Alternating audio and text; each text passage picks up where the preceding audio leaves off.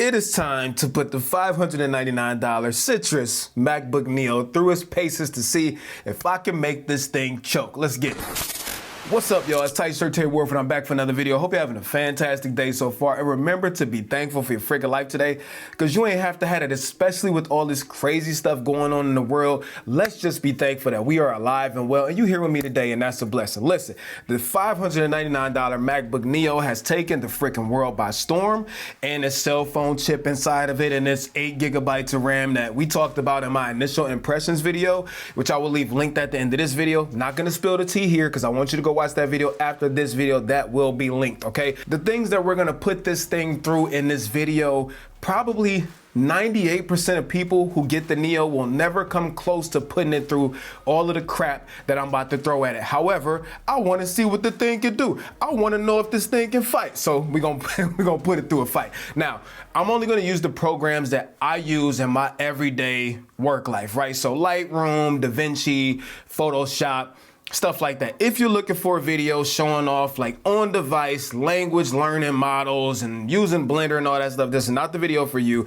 I'm gonna put this thing through its paces using the programs and applications that I use on a day-to-day basis. Now, starting off, we're already gonna be at an unfair advantage, okay? Because I'm screen recording on here using QuickTime. That's number one. And number two, we're on battery power. So we're also gonna see if the battery will last through this stress test. I'm also gonna keep the activity monitor open. So I'm gonna go ahead and open that up right now so that we can monitor our CPU usage and also our memory usage. And starting off right here, as you see, we have 8 gigabytes of physical RAM, and of this 8 gigabytes, 5.3 gigabytes is already used, and we are already in swap memory usage, or we have been in swap memory usage since I started arranging apps and stuff like that. Let's go ahead and start opening apps that I would typically use on a day-to-day basis. So we're gonna start with Safari. Let's go ahead and open up messages, which you're not allowed to see my messages. Okay, so I'm gonna go ahead and minimize that. Hey, mind your business, yo. And by the way, did you order a Neo? If you did, let me know in the comment section which one that you order, or if you're planning on ordering one,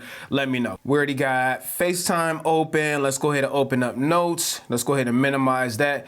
And then let's go ahead and start with Final Cut Pro, because I always have Final Cut Pro open, and I'm gonna go ahead and open up Lightroom Classic. And then let's go ahead and open up a few tabs in Safari. So we got BH. Let's go ahead and open up YouTube, which I'm always on YouTube. And then let's go ahead and open up, I don't know, The Verge. All right. So we got 3 tabs open right now. And remember, we're screen recorded. We have activity monitor going. I got Final Cut Pro open. I got Safari open, messages and all that stuff. And let's go ahead and open up the activity monitor again to see where we're at. So right now we are at 6.34 gigabytes of memory used, and our CPU load is we're at 22%, okay? Now, I'm gonna go ahead and play a video on YouTube. That one looks good. And then I'm gonna go ahead and open up a secondary Safari window. So we're just gonna open up a whole separate Safari, and we're gonna go ahead and minimize this a little bit. And then I'm gonna go to YouTube on this one also. So we'll have 2 instances of Safari open with the YouTube video playing in the back. All right, so with these 2 instances of Safari open, let's go ahead and open up Final Cut Pro. And I have a project loaded in here. Now this is a 4K timeline, and I have this set on better performance with background rendering completely turned off. So I'm not about to make it easy or fair for this MacBook Neo, but you know what? Life ain't fair. So this ain't getting no break either. But on this timeline, I have a bunch of different formats, okay? I got some OpenGate clips, I got some 8K, I got some 6K, I got some 4K 120 on here. And again, background rendering is turned off. I've already deleted all the render files, so it has nothing to use, and I have this set on better performance. So I'm gonna go ahead and make Final Cut Pro a little bit smaller, because I don't want it cheating and stopping YouTube playback in the background while I'm doing this, right? So let's go ahead and press play on this timeline to see if it can play 8K footage, 4K, 6K, all of this stuff, while it's got all this other stuff open and 2 Safari tabs open. I'm sorry, 2 instances of Safari open, both playing YouTube videos. And right now, it's able to do it. And I think that this is damn impressive, because remember, the A18 Pro is a cell phone chip using only 8 gigabytes of RAM, and it's able to play through this 8K footage, 5.8K footage, I'm sorry, 6K footage, 4K footage, and it's seemingly doing it with no problem. I'm able to scrub the timeline, and it's not really a problem. I'm gonna say this is impressive so far. And then if I go back to the activity monitor, we are at about 15% system usage right now when it comes to CPU. And then memory, we are currently in swap usage, which is fine. It's not a huge deal. People try to make swap memory usage like this huge thing, like your computer's gonna blow up. Modern SSDs will last, probably you and your computer outlast, even with using swap usage. Now, I do wanna go ahead and turn on alot real quick to see if it can play back with the color grade on it, with all of this stuff going on at the same time. Let's go ahead and see if that works. And it's able to play it back just as smoothly as it did before with the LUT on top of it. Now, let's go ahead and switch this over to better quality, which is gonna make Final Cut Pro play this timeline back at full 4K resolution. And remember, it's gotta deal with some 8K and 6K files at the same time. So, okay, yep, I got a beach ball. Y'all. So, I mean, it is like maybe 2 frames a second right now. It's struggling. Let's go ahead while it's doing that and open up our activity monitor just to see where we're at. And even the activity monitor is open and slow. If I go to CPU usage, yeah, we are up over 50 to 60%, which is expected. In memory, we're pretty much maxed out, okay? All right, I'm gonna go back to better performance, and we're gonna start doing some exporting. But before I do that, I'm gonna go ahead and open up another 2 or 3 tabs in Safari, because this is what we do. Like, we open up 40 tabs, maybe we're cross shopping. So let's go to Amazon, right? And then let's open up another one. I don't know, Best Buy, because I'm always on Best Buy looking for new stuff to buy. So let's see if it has stopped playback on these 2 YouTube videos. I'm sorry, not that one, but let's go back to the other instance of YouTube and see if it stopped playback on this one. So even though we are in and out of swap memory, it hasn't stopped playback on either of these YouTube instances, which is a good sign. Now, I'm gonna go to Final Cut Pro, and then we're gonna start an export on this, which I have a feeling is probably gonna bring this thing to its knees. Now, again, remember, this is not a pro machine. This is a MacBook with a cell phone chip in it. And I'm just gonna say, even with this right now, I am impressed that it can handle even this much, which is, it's just dope. And this is a 963 megabyte file, and we're gonna send this to the desktop, all right? So right now, this is exporting.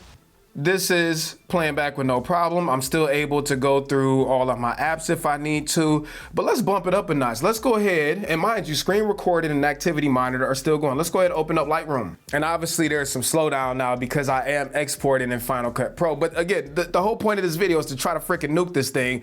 And I do want to say again that 99% of users will never push the MacBook Neo to this point, okay? The Neo is really for people who just want an entrance into the ecosystem, or people who just want maybe like a secondary MacBook in addition to their more expensive MacBook to take around and still have the core MacBook experience. Said that in my last video. But let's see if Lightroom is open, and it's getting there. It's getting there, y'all. And I'm getting some stuttering in my YouTube playback now. Final Cut Pro is still exporting. Well, actually, it hasn't even started exporting yet because I suspect that it's out of resources and memory trying to do all this stuff. At least Lightroom is opening, which is a good sign. And at this point, it's definitely not as responsive as it was when we first started. If we go to develop, look at that brother right there on the screen. He was in Iceland when this photo was taken.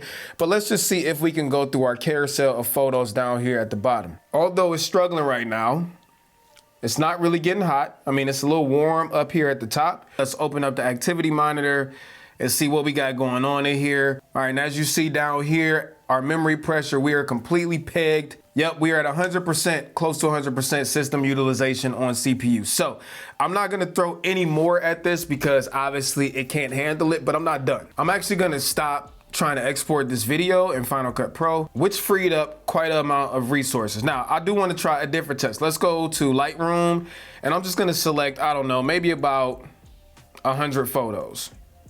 All right, let's stop right there. All right, let's go ahead and hit export.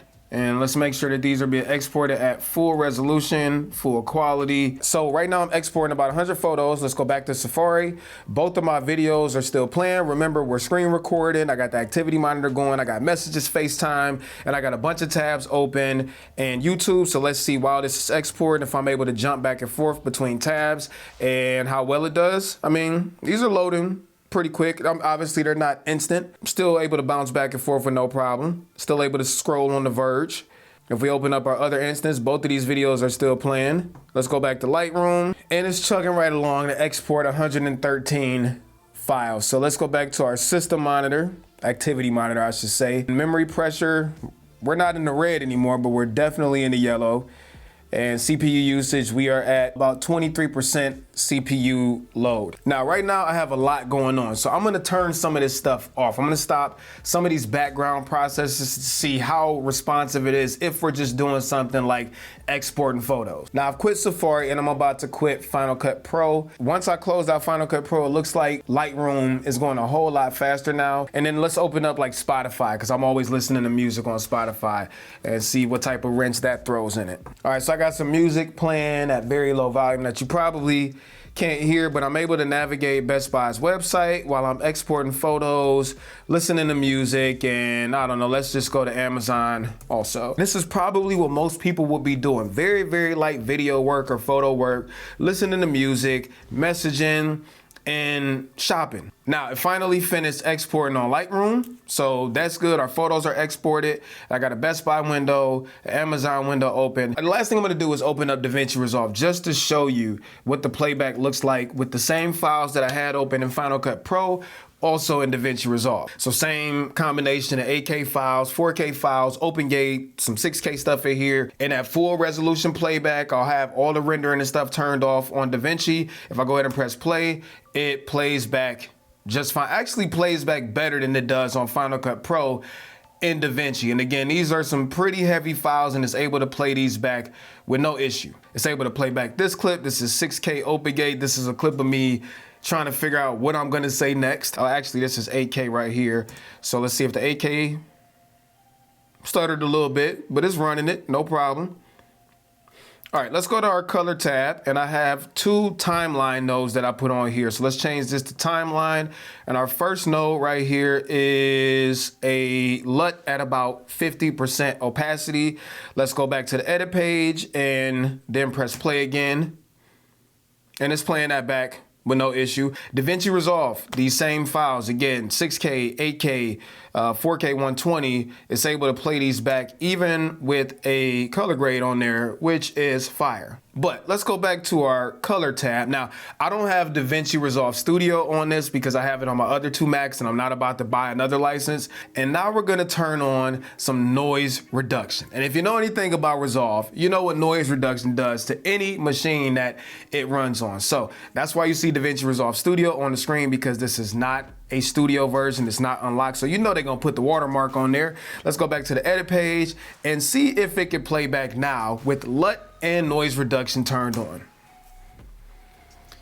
And it ain't pretty, champs, which is to be expected. Neither here nor there. As you see, it can handle quite a bit. It can handle a whole lot of photo editing. It can handle 8K video editing, 6K, 4K. It can handle, you know, web browsing, messaging, music, all of that stuff, as long as you don't push it too hard, because we do have to remember that this is only a cell phone chip inside of a $599 MacBook. And I think for $599, and I said this in my last video, you're gonna be hard pressed to find any computer out there that's this level of craftsmanship, that's this powerful, even with its A18 Pro chip in it, with this level of display, keyboard, trackpad, all of that stuff for $599. It might not be the computer for everybody, but the people who are getting this computer are gonna be thrilled as long as they don't need more than what it can offer. Now, jury's still out for me on if this is a computer I wanna keep as a secondary MacBook. I think the Air is probably the smarter option, you know, if you can afford a couple extra $100, but I know everybody don't have that luxury, so I get it. But jury's still out for me on if I'm keeping the Neo or not. Let me know what you think about the Neo down in the comments section. I'll be down there kicking it with y'all. And make sure that you hit that subscribe button and turn on notification bells so that you get notified when new videos go up. So until next time, I'm out of here. Tight shirt, Terry Warfield. Oh, by the way, we ended this video with 78% battery, which is great, but I'll catch y'all in the next video. Peace and chicken grease. Much love, y'all. Peace.